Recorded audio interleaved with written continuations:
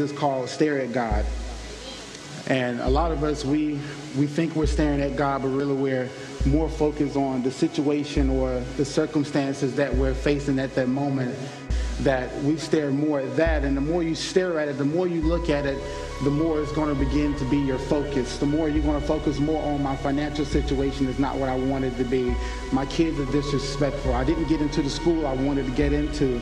But God always has a plan. God always has something else. He always has an exit plan for his people and his people only.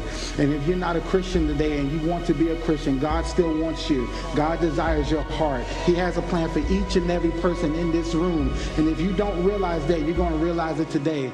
If you really believe that God has already promised you something, if you know that God has a calling on your life, he has a purpose on your life, and you accept it, and you say, God, your will be done and not my will. I follow you and you alone.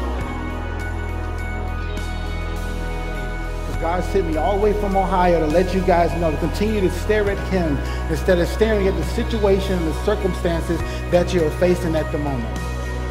If you lay hold onto the things of God and the purpose of God, he will show you the way to go. He will give you the guidance. He will give you the leadership.